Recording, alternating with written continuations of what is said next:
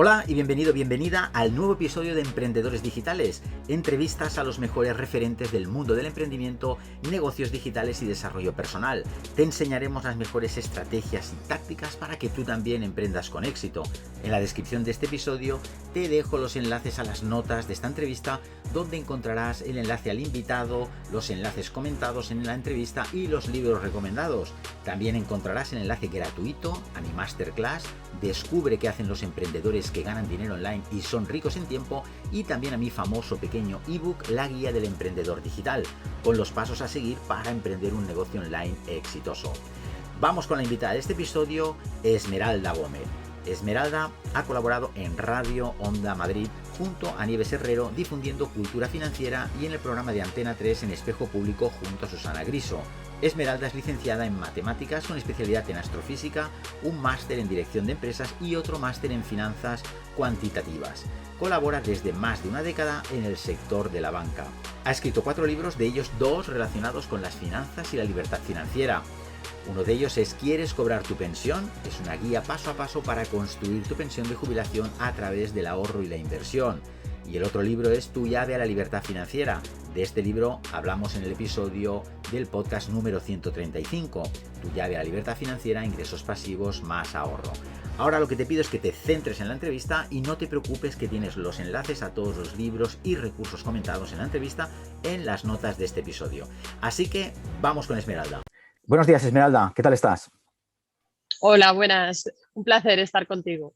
Bueno, igualmente, hoy encantado de tenerte de nuevo en el podcast Emprendedores Digitales para hablar de libertad financiera, ahorro, inversión, jubilación. Y bueno, ya te tuvimos en el episodio número 135, donde hablamos de tu primer libro. Bueno, tu primer libro no era así, porque creaste otro más, que era creo que era de inmobiliaria, Otros dos, ¿no? sí. Sí, otros Sí, dos uno más. de inmobiliaria y una novela, sí. Y una novela, vale, muy bien. Pues en el anterior que hablamos de libertad financiera, que era el libro Tu llave a la libertad financiera, el episodio número 135, por si alguien lo quiere escuchar, pues bueno, pues que está ahí, ¿no? Entonces, ahora vamos a hablar de tu último libro, el de ¿Quieres cobrar tu pensión?, que lo tengo por aquí. Y bueno, nos fríen lo que te comentaba, ¿no? Nos fríen a impuestos cada vez más, bueno, no se cortan. Lo último que está pasando ahora con el recibo de la luz también, con la tarifa, los impuestos Sí, de sucesiones, IBI, IVA, impuestos de sociedades, de sí. circulación. O sea, cada vez queremos salir de lo que es la carrera de la rata, pero cada vez parece que sea más costoso, porque parece que se nos escapa, que no podemos, que o nos ponemos en serio manos a la obra, o si no, Esmeralda, esto parece imposible, ¿no? Realmente es muy difícil porque cada vez el contexto merma más los grados de libertad de los individuos, de las personas, que normalmente son los que más dificultades tienen y que menos grados de libertad para actuar tienen. Entonces, sí, estamos en un contexto difícil y aún así tenemos que hacer algo para llegar a esa jubilación maximizando la situación que dependería solamente del Estado. Claro. Bueno, el 50% de nuestro salario se va directamente, no sé si mucha gente lo sabe, se va directamente a impuestos, tanto sean directos o indirectos, ¿no? Y si a esto encima le Sí, sumamos lo que es el impuesto oculto, que sería la inflación, que es, bueno, eso es. la perversión del sistema, es un robo legal, ¿no? Sería, pues ya no sé qué, no sé, vamos a acabar mal. Bueno, lo primero es ponerlo sobre la mesa, hablar de ello, generar debates, cuantos más sitios mejor, para que tanto nosotros tomemos decisiones como los que tienen poder de actuación respecto al contexto acaben tomándolas también y que sean beneficiosas para todos, no solo en uno de los sentidos. Muy bien. Entonces, dado el plantel que tenemos, eh, solamente tenemos, a ver, tenemos la opción de arriesgarnos a invertir o aceptar que vamos a ir perdiendo dinero de nuestros ahorros, si es que tenemos, Es porque que ya sí. cada vez la gente ahorra menos. Y antiguamente yo me acuerdo que en el caso de mi abuelo, ¿no? Pues antiguamente lo que era ahorrar, bueno, pues era normal, porque sí que se podía ahorrar, pero en la actualidad, tal Ujú. como se vive hoy en día, es imposible. Si ahorras, pierdes mucho dinero. O sea, entonces te tienes que arriesgar. O lo pierdes por la inflación, por ejemplo, o te arriesgas a invertir o a ahorrar con Eso inversión. es, eso es. Pero hay que tomar una decisión, como tú dices. Si no hacemos nada, dependiendo de la situación y de la familia, ¿se va a poder o no se va a poder ahorrar? Lo primero es que nos enseñen a hacerlo. porque quizás si nos enseñasen desde el colegio, que en esa iniciativa ya estoy trabajando de hecho, en que se estudie educación financiera en los colegios y lo voy a conseguir. Me llevará más tiempo, menos tiempo, pero al final voy a necesitar la ayuda de todos, también la tuya, también te digo. Pero lo primero es eso, que nos enseñen a ahorrar para luego, una vez que ya tenemos la educación financiera, poder saber si nos interesa invertir nuestros ahorros y exponer a una pérdida. Aquí hay mucha literatura detrás y lo que tenemos que saber, pero o no hacer nada y perder dinero, la mitad, con una inflación del 2% y a 30 años. Pero ya estamos hablando de conciencia, ya, esto ya lo sabemos cuando nos lo cuentan y cuando lo aprendemos. No es lo mismo que no saberlo y que no nos hablen de la inflación y que el pequeño ahorrador intente conseguir pues, 50.000 euros a lo largo de toda una vida. Si no lo invierte, esos 50.000 se reducen el poder adquisitivo a la mitad en 30 años. Eso si no sube la inflación en estos momentos, que es uno de los riesgos de la salida de esta crisis que hemos estado viviendo todos. Bueno, es lo que comentamos, ¿no? En el libro ya lo comentas, haces un ejemplo para hablar de porcentajes y comentas un 2%, pero bueno, no sabemos, pero basándonos en algún número, ¿no? Por ejemplo, el 2%, que bueno, luego lo retomaremos también, ¿no? Dices que las pensiones, pues, es una invención frágil, no sostenible, limitada, no garantizada, además imperfecta. O sea, las pensiones tampoco llevan tanto tiempo, ¿no? Como parece que estén toda la vida, pero tampoco es de tanto tiempo, ¿no? No, no, realmente lo que hacemos es creer que lo que nos rodea en este momento siempre estuvo ahí. Le damos como más validez, cuando realmente nos de las invenciones, que son todas inventadas, todas las instituciones que rigen nuestra sociedad son inventadas. De hecho, tenemos esa capacidad aquí, esa capacidad de inventar, de contar historias y de creer en ellas, los humanos, a diferencia de nuestros antepasados, que tampoco nos diferenciamos en mucho más, pero en esto sí, en la colaboración, en darle una validez al dinero, a la religión, al matrimonio, a la empresa, todo es mentira. Mentira, entre comillas, porque claro, cuando un número elevado de personas depositamos nuestra confianza en todas estas invenciones colectivas, pues las hacemos realidad.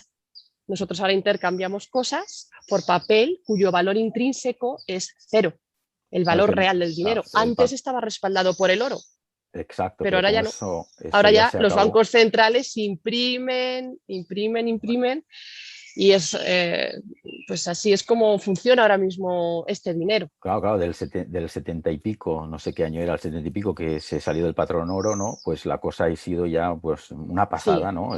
Vamos a, bueno, esto tiene que tener un fin porque no se puede estar fabricando papel como se fabrican los estados y tal y acabaremos, pues no lo sé, ¿no? Ya veremos, ¿no? Pero bueno, una de las cosas que también es importante saber que es el 40% de los jubilados tienen problemas para llegar a final de mes. O sea, es algo sí, también, es eso algo es grave, ¿no? importante. Sí, que lo sepamos y que conozcamos cómo vamos a estar al futuro. Estas son reflexiones que sí que invito a hacer dentro del libro para que podamos tomar decisiones hoy, que es lo importante. Es decir, que nos reconciliemos con ese yo futuro. ¿Y cómo lo podemos hacer? Pues basándonos en estadísticas de gente que ya ha pasado por esto. Una cosa es un hecho, que es el 40 tiene problemas para llegar a fin de mes. ¿Vale? ¿Qué podemos hacer? Pues si nos planteamos mirar al futuro, cuando la mayoría de personas cree que solo va a necesitar el 85% de su último salario, la realidad nos dice que estos jubilados, cuando llegan a este momento, necesitan el 135% de su último salario, es decir, necesitan más. ¿Por qué? Bueno, pues hay mucha también Pero literatura detrás, fíjate que pero la esto cuestión es que se tiene más tiempo libre. Fíjate esto que comentabas en el libro, el 135%, a mí me ha chocado también, porque tenemos tendencia a pensar que cuando uno se jubile va a necesitar menos dinero, porque tiene menos gastos, porque ya, pues, no sé, ha pagado la hipoteca, porque yo qué sé, cantidad de cosas, y entonces dices, bueno, necesitaré menos dinero. Tal y como tú lo planteas, ojo, porque esto no es así del todo, ¿no? No, no es así. Y lo que quiero es que la persona reflexione sobre ello, porque cada uno somos de una manera. No es lo mismo llevar una vida hiperfrugal, sin familia, sin herederos, sin viajes y sin gastos para el cuidado de la salud, por poner un ejemplo, o sin excesivos medicamentos, que una vida a la que le quieres dedicar una parte a tus nietos, en la que quieres viajar, en la que quieres cuidarte y por tanto vas a gastar más, quieres iniciar nuevos hobbies para mantener activa esa mente y ese cuerpo. Entonces todo esto hay que reflexionarlo con mucho tiempo atrás. Y aunque sea errático el punto, vamos a lanzar muchos dardos. Esto es como cuando se valora una empresa. No vamos a decir una cifra, pero vamos a tratar de establecer un rango para que ya sepamos qué hacer y cómo llegar a ese camino. Entonces ya nos ponemos manos a la obra cuando tenemos distintos inputs a los que voy acompañando a través del libro. Y mencionabas una cosa muy importante, y es que somos incoherentes, lo traduzco. Y lo pongo de manifiesto a la hora de ir a comprar. Una compra, cuando vamos al supermercado y vamos con hambre y sin una lista de la compra, el resultado puede ser un desastre, porque vamos a comprar cosas de forma reactiva, sin una lista, sin una reflexión previa en el momento racional, en el que no tienes los estímulos emocionales del supermercado, de la persona que te dice compra esto que está tal. No, si tú vas con una lista, te ciñes a esta lista, vas a comer más sano, vas a ahorrar dinero y no te vas a llevar por esa parte emocional que va a entrar en juego en cuanto entres al supermercado, vayas sin lista y vayas con hambre. Pues lo de la jubilación es eso multiplicado por 1.000.000 y con consecuencias mucho más fuertes que hacer una mala por no haber sido planificado. Claro, no, eso es cierto, todos tenemos esta parte, ¿no? Que gastamos más. Muchas veces cuando te paras a pensar, claro, tú nos comentas, aparte que hay un montón de tablas, un montón de... Aconsejo que el libro, pues bueno, la gente lo lea, ¿no? Porque hay un montón de tablas, fórmulas que nos dejas para calcular muchas cosas, ¿no? Pero no tenemos costumbre de anotar los gastos que tenemos mensuales, lo que gastamos en ocio, lo que gastamos en general. Y claro, muchas veces por eso no se llega a final de mes o la gente tiene que tirar de tarjetas o de pequeños créditos y todo eso lo que hace, pues claro, ¿cómo vas a ahorrar? Bueno, ¿cómo vas a invertir si es que al final si estás debiendo dinero, ¿no? Porque además vivimos en ese momento. Además, también les interesa, ¿no? Que seamos siempre esclavos en este sentido y siempre estar debiendo dinero y nunca sales de allí, ¿no? Entonces, sí, aquí hay un interés perverso en la industria y en el sistema, que se lo critico abiertamente, porque no están alineados los intereses de las dos partes. Yo siempre trabajo y trabajaré por alinear los intereses de la persona, del consumidor, con los intereses de la empresa, con los intereses del Estado, y si todos ganamos, y por supuesto el planeta, que se nos olvida, este gran actor que es donde estamos viviendo, si todos ganamos es una buena solución. Si hay uno que está ganando y el otro está siendo engañado en algún sentido, por falta de recursos, falta de información o falta de formación, entonces aquí hay algo que mejorar.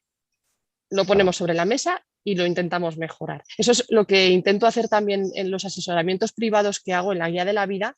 Cuando hago el asesoramiento 1 a 1, lo que hago es formar a la persona para que tome decisiones conscientes, responsables, racionales, pero nunca digo dónde, ni cómo, ni cuándo invertir. Es decir, formo. Y es lo que yo pretendo también como divulgadora o comunicadora de educación financiera, formar a toda la sociedad para que sean ellos los que se equivoquen. En lugar de que sea yo la persona que acierte por ellos, yo, el Estado, la empresa, etcétera, la familia. Lo que decía en el libro anterior, equivócate tú, no dejes que los demás acierten por ti. Claro, tienes que formarte, educarte, lo que tú dices. Lo que pasa es que las inversiones, todo esto, en el fondo es un riesgo que tiene que asumir cada uno. Pero claro, con conocimiento, pues bueno, siempre es mejor, ¿no? Aunque no deja de ser un riesgo. Cualquier inversión ya de hecho es un riesgo, ¿no? Pero bueno, también es y un no riesgo. Hacer nada también. Exacto, como hemos dicho al principio, no hacer nada es otro riesgo también, ¿no? Tenemos la inflación y también el dinero está en unas entidades que pueden quebrar. Claro, y vivimos en un país que ahora puede quebrar. De hecho, surgió la prima de riesgo a raíz de eso. Es decir, que vivimos en un mundo cambiante que rigen instituciones inventadas. Esa es la base. Así es como empieza este libro. La seguridad es una ilusión. Tú fíjate, con el tema este de la pandemia, voy a decir, la gente pues empezó con miedo y tal, y bueno, los bancos podría pasar cualquier cosa, un corralito de estos como pasó en otros países, ¿no? También, yo qué sé, o sea, que el banco, como es un dinero que realmente los billetes es una promesa, ¿no? De que te van a pagar, pero bueno, no lo sabes, entonces tampoco tienes seguridad con el dinero en el banco, bueno, la seguridad es que no existe, entonces esto también hay que entenderlo. Exacto. Esto forma parte no existe de la seguridad. Claro. Y de hecho han surgido medidas que en este caso han sido una ayuda y un apoyo que ahora la dificultad se tiene en cómo se van a gestionar, pero ha habido medidas muy buenas como los ERTEs que han reaccionado y han impedido el despido masivo de miles de personas. Ha habido medidas, por ejemplo, como la SICO, las ayudas que se han dado a muchas personas también, gracias en este caso a la labor de las entidades bancarias y a la colaboración público-privada, que es otra de las demandas que yo exijo al sistema en el que vivo. Son cosas que cuando nacen y cuando todos remamos a una, podemos adaptar muy buenas soluciones. Véase, por ejemplo, también la vacuna, que ha sido una colaboración a nivel mundial, pero tenemos que remar todos a una. Claro. Vamos a, Esmeralda, si te parece, vamos con el supuesto que queremos cobrar para que se entienda un poco, ¿no? Que queremos cobrar una pensión dentro de 40 años, como tú comentas el ejemplo en tu libro, ¿no? 40 años cotizados, ¿vale? De 2.000 euros, ¿vale? Y que el IPC sería este ejemplo que tú pones de un 2% anual. Entonces, es mucho más del doble lo que necesitamos, porque si no, estos 2.000 euros se nos quedarían en 900 y esto hay que entenderlo, ¿verdad? Sí, sí, para que nos hagamos una idea, hablando de grandes cifras, con las condiciones de hoy, esto es importante porque las condiciones ya están cambiando y van a seguir cambiando, y aquí puede darse que vayamos a mejor o vayamos a peor. Aquí también hago una propuesta de lo que tenemos, hacia dónde podríamos ir, pero no entre en eso. Simplemente los porcentajes, aproximadamente el 60%, imagínate que tú tendrás una tarta del 100% y eso va a ser tu ingreso futuro cuando llegues a la jubilación. Pues el 60% va a ser la pensión pública con las condiciones de hoy. Ojo, Y porque además se van a por reducir, eso, ¿no? matiz, asterisco, asterisco, asterisco, y no letra pequeña, letra grande, enorme. Esto cuando lo proyectamos es como el libro. El libro es algo conceptual, como matemática he intentado que sirva frente al cambio que se va a producir de forma obligatoria. Y el otro 40% va a venir de otra cosa que va a tener que ser o la reforma estructural que se produzca en nuestro sistema o de tus ahorros o de otras fórmulas. En caso contrario, va a quedar bastante cojo el momento en el que tú te jubiles. Es decir, que te va a faltar dinero, vas a tener que adaptarte a eso y te va a faltar dinero. Eso es una realidad. ¿No? Y además también tenemos lo que es la esperanza de vida, porque cada vez la esperanza de vida va aumentando. Realmente las pensiones no soportarían, ¿no? Como cada vez vivimos más, pues no está pensado, ahora no recuerdo, lo comentas en tu libro, no recuerdo para cuánto, pero vamos, que no podrías, tal y como se vive hoy en día, después de la jubilación, no se aguantan, ¿no? Creo No, haber entendido eso, ¿verdad? no, la realidad es esa, o sea, esa es la realidad de hoy, que Esto las es un pensiones dan para 12 años del jubilado. exacto, algo así, ahora no recordaba muy bien, ¿no? Luego Y el también, resto lo sí. estamos pagando, es un sobreesfuerzo de la sociedad, es decir, que a los jubilados de hoy le estamos dando mucho más, a pesar de todo, mucho más de lo que ellos han aportado. Pero esto es por la ineficiencia de la gestión y de las condiciones que ahora mismo, mayor esperanza de vida, menor natalidad, menos personas que están aguantando, menos personas trabajando, porque hay mucho trabajo precario aquí en este país, en España, son las condiciones. ¿Cuál es la propuesta? Una de las que hago, y de hecho es una de las cosas que estoy haciendo en paralelo a todas las soluciones. Estoy colaborando con una startup que se llama Neopensión. Ahora estamos buscando financiación para intentar establecer uno de los pilares, que serían los 5 pilares a los que tiene que transitar el único pilar que está sosteniendo nuestro sistema de pensiones, que es el de reparto, ineficiente, no se sostiene por ningún lado, que lo Esto es puedas un observar. Ponzi, Esmeralda, es un Ponzi, Sí, ¿vale? Legal, y la pirámide está que no se ha caído, porque bueno, pero está a punto, ¿no? sí. Entonces, la propuesta que te comento es, por un lado, el sistema de empresa, trasladar unos ahorros de la persona a una cuenta nocional que va a ser gestionada y capitalizada por varias entidades, colaboración público-privada una vez más. Ese 35% que ahora mismo están dando los empresarios de nuestra nómina en concepto de impuestos, que ya Ujú, forma parte de nuestro salario, hacíamos alusión al principio de esta claro. entrevista, Ujú.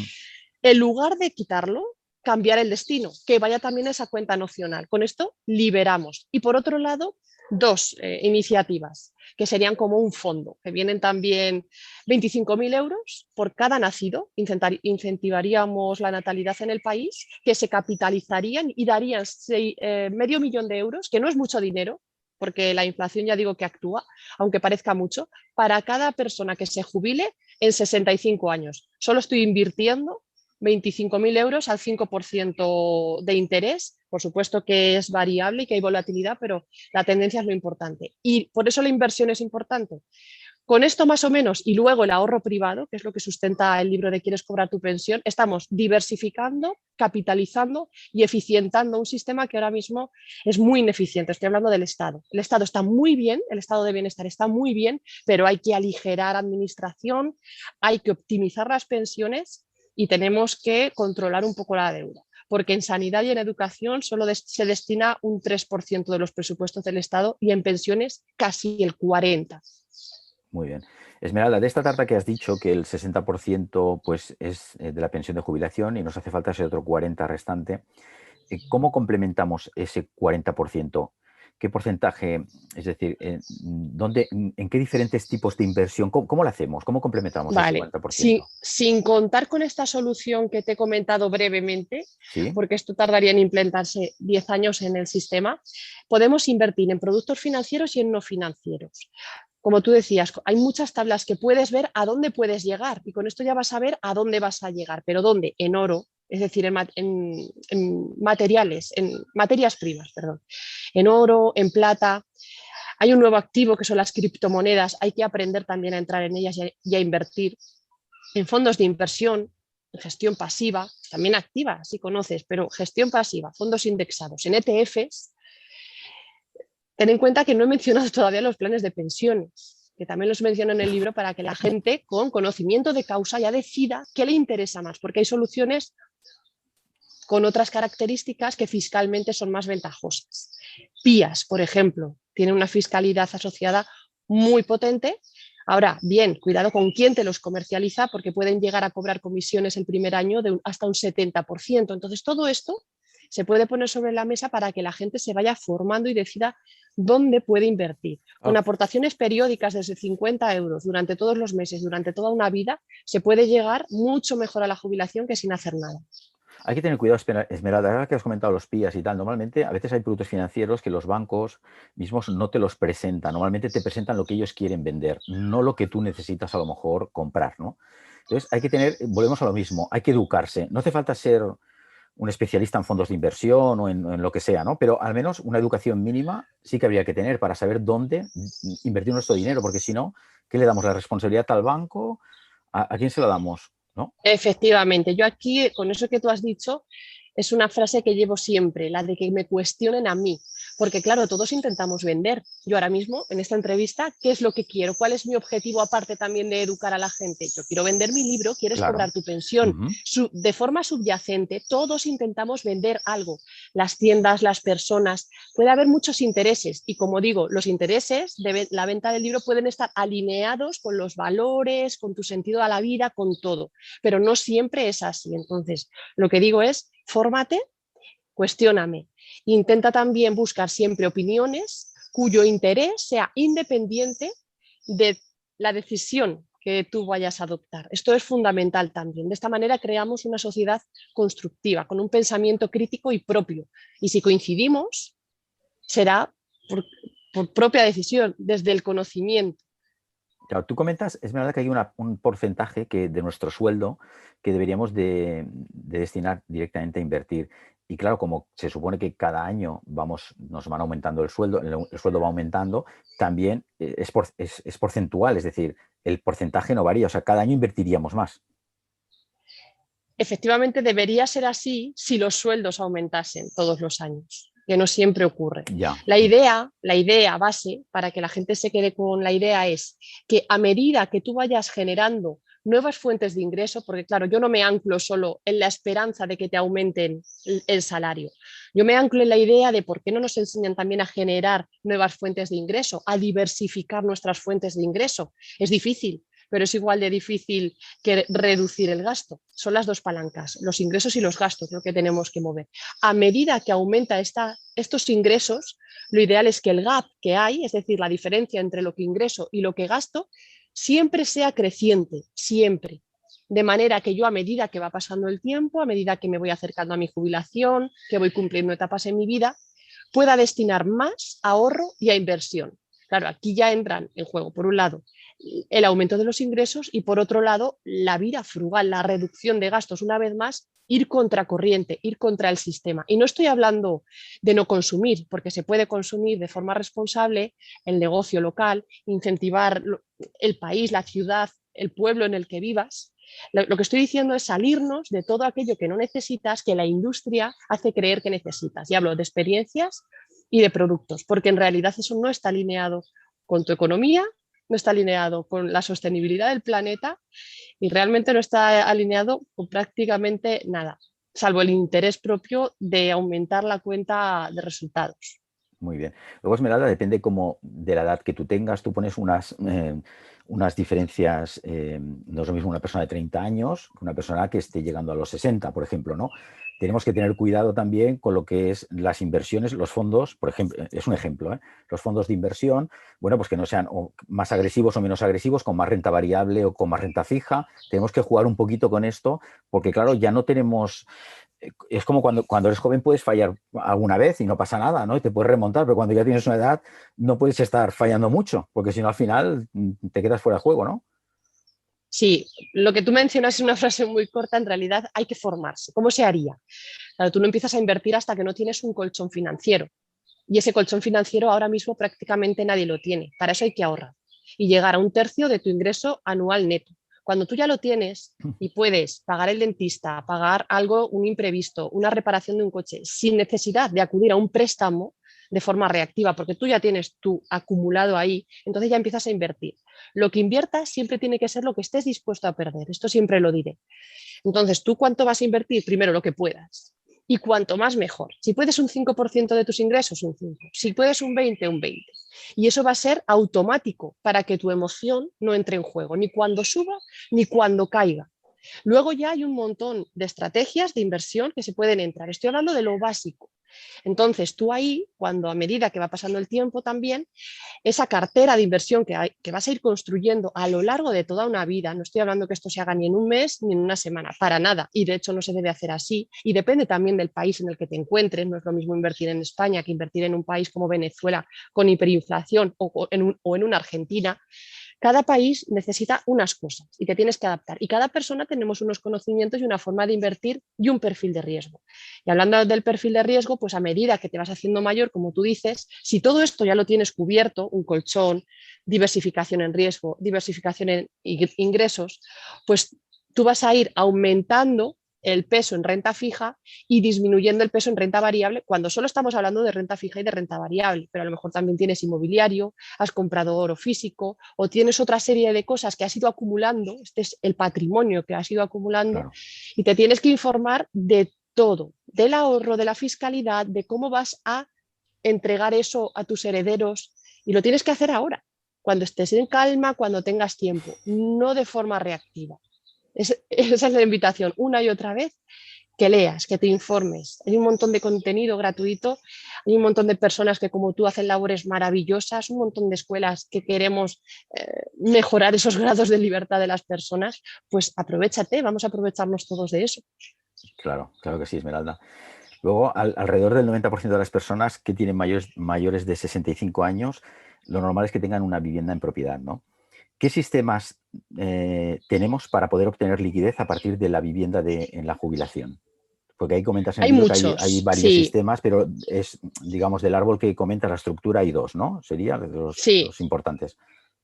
sí. Uno sería vender y puedes hacer un montón de cosas con la venta. Puedes vender, ir a la residencia, vender, vivir de alquiler. Es decir, que vas a tener un excedente de liquidez. Y otro es, en este caso, hay hipotecas inversas. Hay un montón de productos, como por ejemplo una línea de crédito.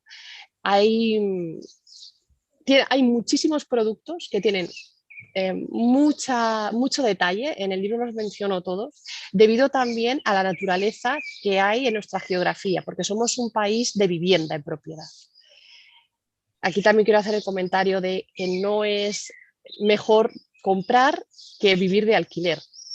Todo hay que analizarlo en su medida y tomar las decisiones con conocimiento de causa. Pero dada la naturaleza del país y dado, como tú dices, que la mayoría de personas mayores de 65 tienen una vivienda en propiedad, pues hay un montón de soluciones para poder hacer frente a esta liquidez. Hay también opciones que podemos ver ahora en portales de inversión, a mí que me gusta la inversión inmobiliaria, que vemos como la nuda propiedad. Aquí, ¿qué es lo que ocurre? Que la persona que vive en su casa lo que hace es vender la casa a una persona, a un inversor o una persona, hasta venderla a un precio de mercado muy inferior al que existe, con la condición de que el usufructo, es decir, la persona que vive, la sigue habitando hasta el final de sus días, o no, o hasta que ocurra una determinada acción, que todo va a quedar por contrato. Claro, en todas estas tipologías existentes hay que leer muy bien el detalle, porque puede haber rentas vitalicias detrás que son muy buenas, pero también llevan asociados unas primas muy elevadas.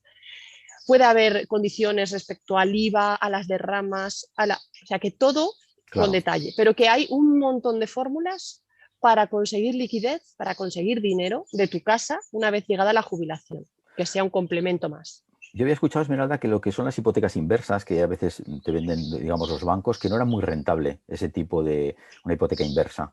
¿Es cierto eso? ¿Sabes algo? Todo es cierto o no dependiendo dependiendo de la persona.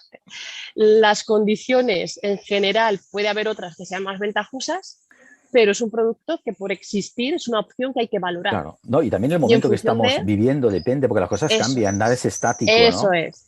Claro. Entonces ahí no voy a decir nunca una afirmación de es bueno o malo, simplemente habría que valorarlo. Es una opción más que hay. Muy bien. Luego también comentas que creo que es muy importante lo que es la fiscalidad de los productos, ¿vale? Los productos financieros, la fiscalidad. La gente a veces no se fija tanto en la fiscalidad, se fija en el producto en sí, la rentabilidad y tal, pero no se fija en la fiscalidad. Y tú comentas que es tan importante la fiscalidad como la rentabilidad, o sea que hay que prestar atención a ello. Sí, sí, es tremendamente importante, como la inflación y como la rentabilidad, porque la ingeniería fiscal, a través de ella, a través de hacer las cosas bien, en forma, y no es nada fácil, yo no soy experta en ello, por ejemplo, pero tienes que saber lo básico, igual que tienes que saber lo básico de educación financiera, lo básico sobre el sol, sobre la salud, para tener unas mejores condiciones de vida. Y la fiscalidad no la podemos olvidar.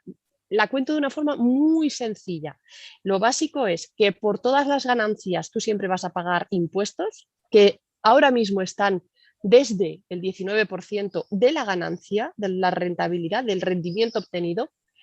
Y luego hay otros productos, como por ejemplo los planes de pensiones, que pagas por la totalidad de lo aportado. Es decir, si tú has aportado 100.000 euros a un plan de pensiones, tú vas a pagar impuestos por los 100.000 euros. Luego hay formas de rescatarlo fiscalmente más ventajosas que otras.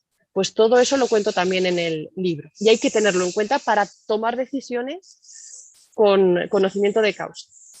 Claro, también comentas que es muy importante la liquidez, ¿vale? De nuestras inversiones. Y tenemos que huir, por ejemplo, de planes de pensiones o de cualquier depósito a más de 5 años. ¿Por qué eso? Bueno, esto más que huir, diría que una vez más invito a la reflexión. Bueno, pues no huimos, pero yo huí de los planes de pensiones hace ya tiempo, ¿sabes? Yo cogí y lo paré.